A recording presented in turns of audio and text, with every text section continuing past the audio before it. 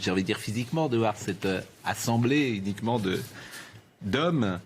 Et puis ça mesure le temps quand même qu'il y a. Aujourd'hui, il y a presque 40% de femmes à l'Assemblée nationale. Ouais.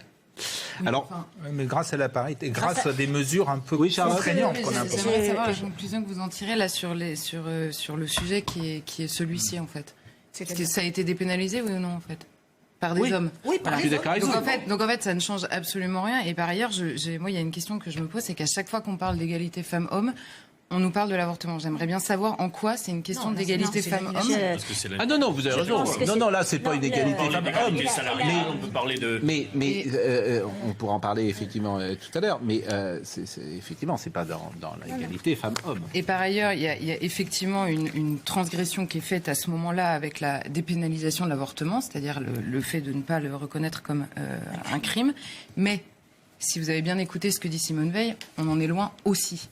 En fait, elle nous dit que l'avortement doit rester l'exception, sans que la société paraisse l'encourager. Et d'une exception et d'une dépénalisation, on est passé aujourd'hui à un droit fondamental que, en plus, les féministes nous font croire est en danger tous les matins, ce qui est absolument pas le cas. Il y a beaucoup de pays en Europe qui ont essayé de réduire.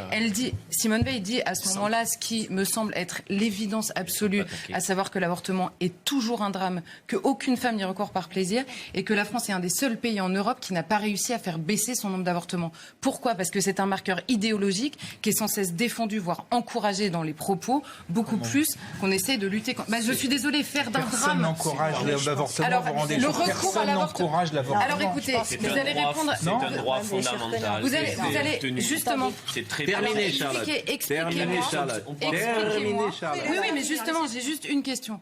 Comment est-ce qu'on a fait en 40 ans de la dépénalisation de ce qui est reconnu par tous comme un drame, un droit fondamental? Comment, intellectuellement, on fait d'un drame un droit fondamental? J'aimerais bien comprendre, en fait.